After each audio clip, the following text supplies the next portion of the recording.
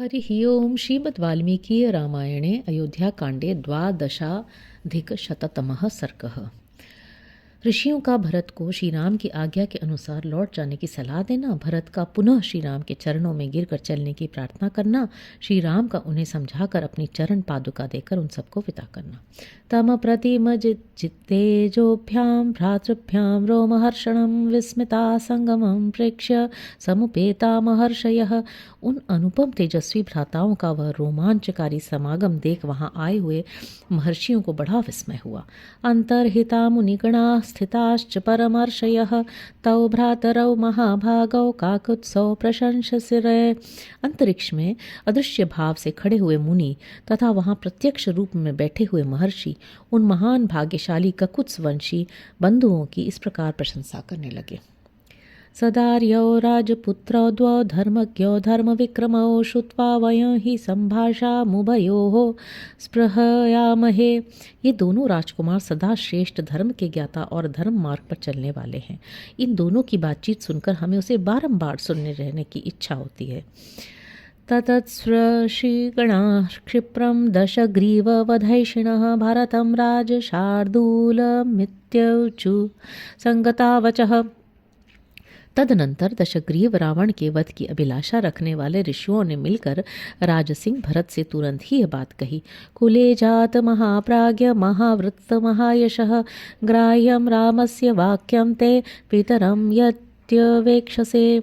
महाप्राज्ञ, तुम उत्तम कुल में उत्पन्न हुए हो, तुम्हारा आचरण बहुत उत्तम और यश महान है। यदि तुम अपने पिता की ओर देखो, उन्हें सुख पहुंचाना चाहो, तो तुम्हें श्री रामचंद्र जी की बात मान लेनी चाहिए। सदा नृणमिमं रामं वयमिच्छामहे पितुः अनुरुणत्वाच्च कैकेय्याः स्वर्गं दशरथो गतः। हम लोग इन श्री राम को पिता के ऋण से सदा उऋण देखना चाहते हैं। कैकेयी का ऋण चुका देने के कारण ही राजा दशरथ स्वर्ग में पहुँचे। एतावदुक्त्वा वचनं गन्धर्वाः समहर्षयः राजर्षयश्चैव तथा सर्वे स्वागतेन तताः गताः।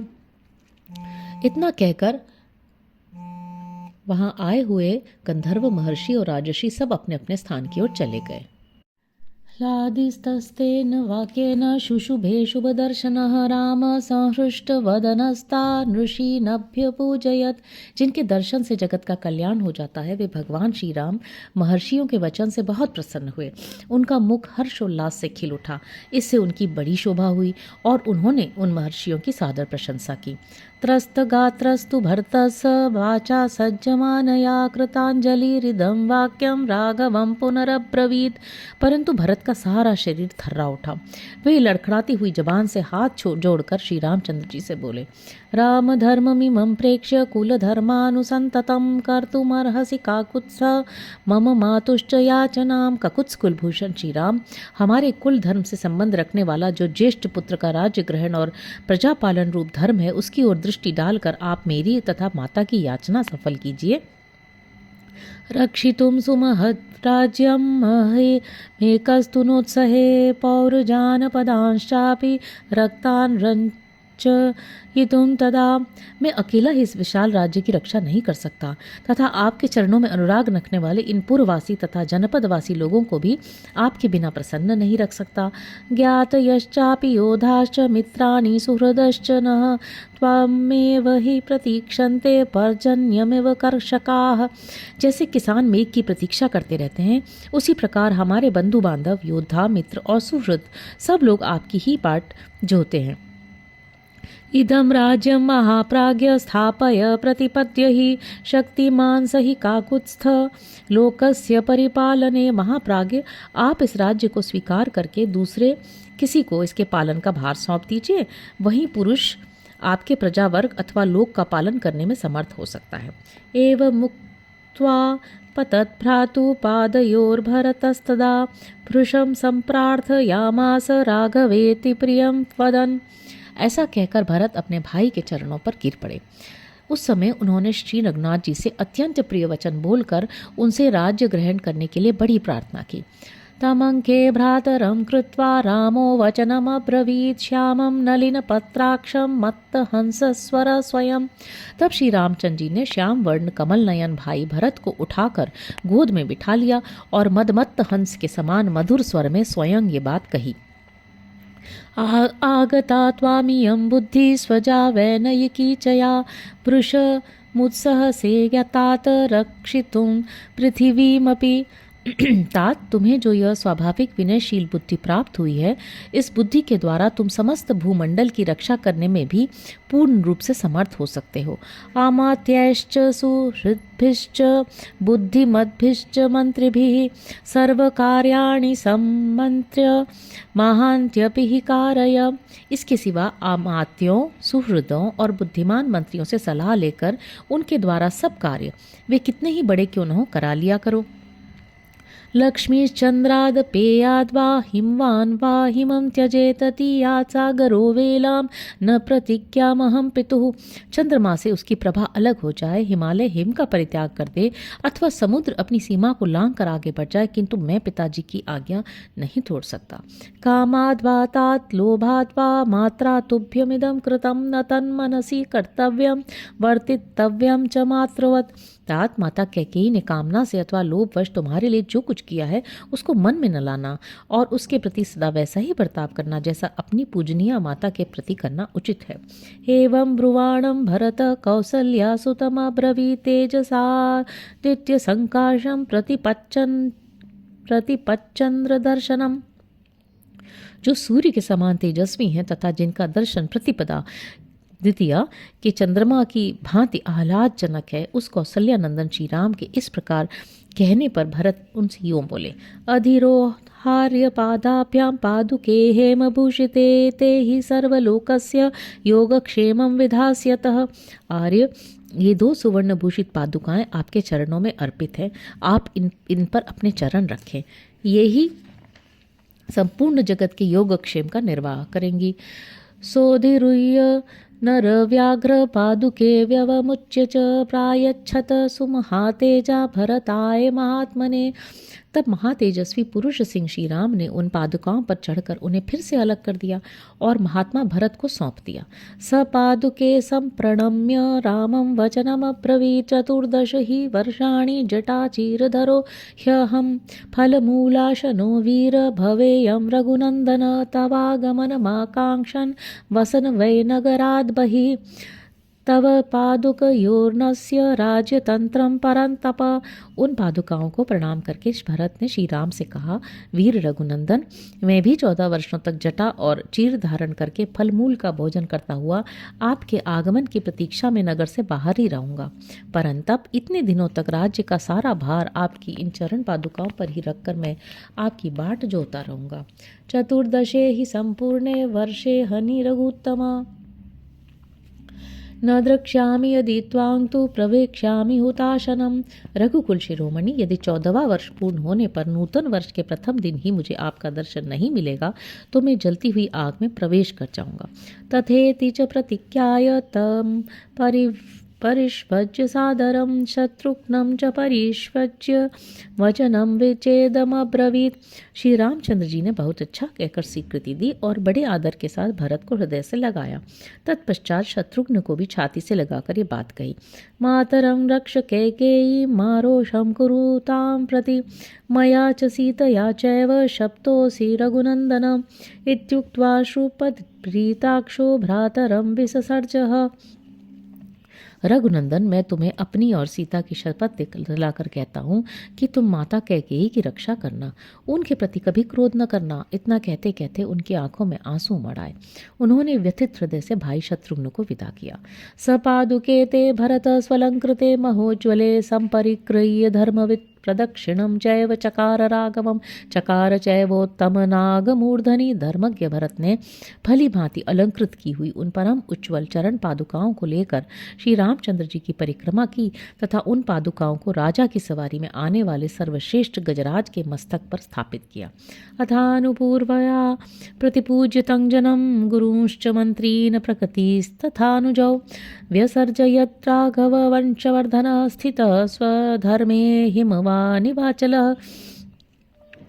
तदनंतर अपने धर्म में हिमालय की भांति अविचल भाव से स्थित रहने वाले रघुवंशवर्धन श्री राम ने क्रमशः वहां आए हुए जन समुदाय, गुरु, मंत्री, प्रजा तथा दोनों भाइयों का यथा योग्य सत्कार करके उन्हें विदा किया।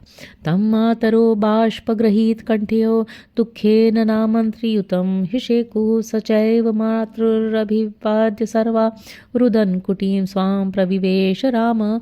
उस समय कौशल्या आदि सभी माताओं का गला आंसुओं से रूंध गया था। वे दुख के कारण श्री राम को संबोधित भी न कर सकी। श्री राम भी अब सब माताओं को प्रणाम करके रोते हुए अपनी कुटिया में चले गए। इतिहासे श्रीमद् रामायणे वाल्मीकि आदि काव्य अयोध्या कांडे 12अधिक-शततमः सर्गः। इस प्रकार श्री वाल्मीकि निर्मित आर्ष रामायण आदि काव्य के अयोध्या कांड में 112वां सर्ग पूरा हुआ। 13अधिक-शततमः सर्गः। भरत का भरद्वाज से मिलते हुए अयोध्या को लौट आना। ततः शिरसि कृत्वा तु पादुके भरस्तदारूरो रथम हृष्ट शत्रुघ्न सहिस्तथा। तदनंतर श्री रामचंद्र जी की दोनों चरण पादुकाओं को अपने मस्तक पर रखकर भरत शत्रुघ्न के साथ प्रसन्नता पूर्वक रथ पर बैठे। वसिष्ठो कवामदेवश्च जाबालिश्च दृढ़वतः अग्रत प्रययु सर्वे मंत्रिणो मंत्र पूजिता।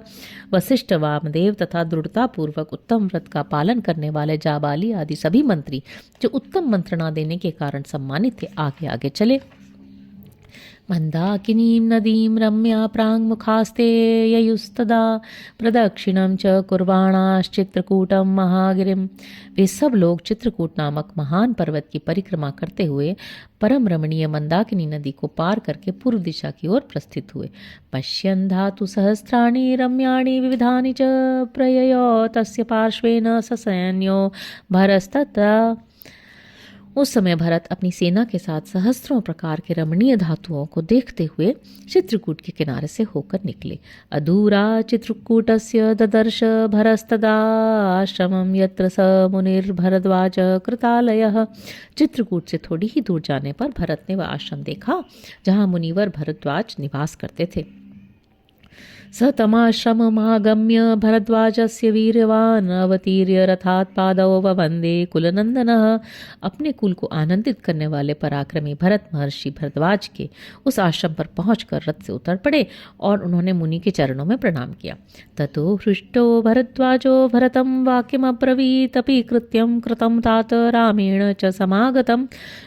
उनके आने से महर्षि भरद्वाज को बड़ी प्रसन्नता हुई और उन्होंने भरत से पूछा, तात, क्या तुम्हारा कार्य संपन्न हुआ? क्या श्री रामचंद्र जी से भेंट हुई? एव मुक्तः सतु ततो भरद्वाजेन श्रीमता प्रत्युवाच भरद्वाजं भरतो धर्मवत्सलः। बुद्धिमान भरद्वाज जी के इस प्रकार पूछने पर धर्मवत्सल भरत ने उन्हें इस प्रकार उत्तर दिया। स याच्यमानो गुरुणा मया च दृढ़विक्रम राघव परम प्रीतो वसिष्ठं वाक्यम अब्रवीत। मुने, भगवान श्री राम अपने पराक्रम पर दृढ़ रहने वाले हैं। मैंने उनसे बहुत प्रार्थना की। गुरु जी ने भी अनुरोध किया। तब उन्होंने अत्यंत प्रसन्न होकर गुरुदेव वशिष्ठ जी से इस प्रकार कहा। पितुः प्रतिज्ञां तामेव पालयिष्यामि तत्वतः 14 ही वर्षाणि या प्रतिज्ञा पितुर्मम। मैं 14 वर्षों तक वन में हूँ। इसके लिए मेरे पिताजी ने जो प्रतिज्ञा कर ली थी, उनकी जो उस प्रतिज्ञा का ही मैं यथार्थ रूप से पालन करूँ। एव मुक्तो महाप्राज्ञो वसिष्ठ प्रत्युवाचः वाक्य कुशलम राघवम वचनम महत्। उनके ऐसा कहने पर बात के मर्म को समझने वाले महाज्ञानी वशिष्ठ जी से बातचीत करने में कुशल श्री रघुनाथ जी से यह महत्वपूर्ण बात कही। एते प्रयच्छ संसृष्ट पादुके हेमभूषिते अयोध्याया महाप्राज्ञ योगक्षेम करो भव। महाप्राज्ञ, तुम प्रसन्नता पूर्वक ये स्वर्ण भूषित पादुकाएं अपने प्रतिनिधि के रूप में भरत को दे दो और इन्हीं के द्वारा अयोध्या के योगक्षेम का निर्वाह करो। एव मुक्तो वसिष्ठेन राघव प्राङ्मुखस्थित पादुके हेम विक्रते मम राज्यायते ददौ। गुरु वशिष्ठ के ऐसा कहने पर पूर्वाभिमुख खड़े हुए श्री रघुनाथ जी ने अयोध्या के राज्य का संचालन करने के लिए ये दोनों स्वर्णभूषित पादुकाएं मुझे दे दी। निवृत्तोऽहमुनुज्ञातो रामेण सुमहात्मना अयोध्यामेव गच्छामि गृहीत्वा पादुके शुभे। तत्पश्चात मैं महात्मा श्री राम की आज्ञा पाकर लौट आया हूँ और उनकी इन मंगलमयी चरण पादुकाओं को लेकर अयोध्या को ही जा रहा हूँ। एतत् श्रुत्वा शुभम वाक्यम भरतस्य महात्मना भरद्वाज शुभतरम मुनिर्वाक्यमुदाहरत। महात्मा भरत का यह शुभ वचन सुनकर भरद्वाज मुनि ने यह परम मंगलमय बात कही। नैत चित्रम नरव्याग्रे शीलवृत्तविदां वरे यदार्यं त्वयि निष्ठिष्ठेतु निम्नोत्सृष्टमेवोदकम्। भरत, तुम मनुष्यों में सिंह के समान वीर तथा शील और सदाचार के ज्ञाताओं में श्रेष्ठ हो। जैसे जल नीची भूमि वाले जलाशय में सब ओर से बहकर चला आता है, उसी प्रकार तुम में सारे श्रेष्ठ गुण स्थित हो। यह कोई आश्चर्य की बात नहीं। अनुण स महाबाहु पिता दशरथस्तव यस्य त्वमीदृश पुत्रो धर्मात्मा धर्मवत्सल। तुम्हारे पिता महाबाहु राजा दशरथ सब प्रकार से उरुण हो गए, जिनके तुम जैसे धर्म प्रेमी एवं धर्मात्मा पुत्र हैं। तम ऋषिम तु महाप्राज्ञ मुक्त वाक्यम कृतांजलि आमंत्र यितु मारेभे चरणावुपगृह्य च। उन महाज्ञानी ऋषि के ऐसा कहने पर भरत ने हाथ जोड़कर उनके चरणों का स्पर्श किया, फिर उनसे जाने की आज्ञा लेने को उद्यत हुए। ततः प्रदक्षिणं कृत्वा भरद्वाजं पुनः पुनः भरतस्तु ययौ श्रीमान योध्यां स मंत्रिभिः। तदनंतर श्रीमान भरत बारंबार भरद्वाज मुनि की परिक्रमा करके मंत्रियों सहित अयोध्या की ओर चल दिए। यानैश्च शकटैश्चैव हयैर्नागैश्च सा चमूः पुनर्निवृत्ता विस्तीर्णा भरतस्यानुयायिनी। फिर वह विस्तृत सेना रथों, छकड़ों, घोड़ों और हाथियों के साथ भरत का अनुसरण करती हुई अयोध्या को लौटी। ततस्ते यमुनां दिव्यां नदीं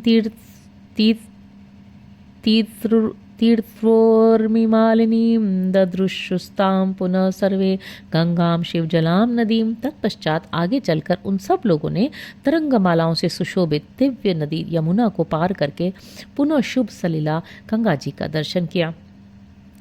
तां रम्य जल संपूर्णां संतीर्य स बांधवः शृंगवेरपुरं रम्यं प्रविवेश ससैनिकः।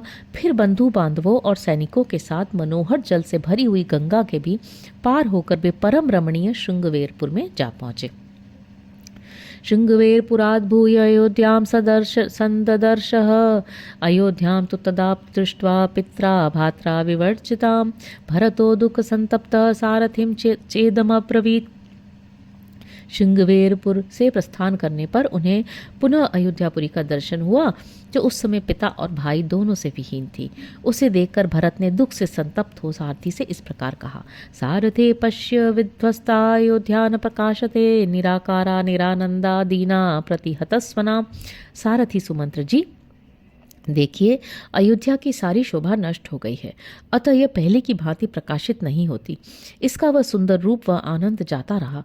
इस समय यह अत्यंत दीन और नीरव हो रही है। इतिहासे श्रीमद् रामायणे वाल्मीकि आदि काव्य अयोध्या कांडे 13-शततमः सर्गः। इस प्रकार श्री वाल्मीकि निर्मित आर्ष रामायण आदि काव्य के अयोध्या कांड में 113वां सर्ग पूरा हुआ। हरि ओम।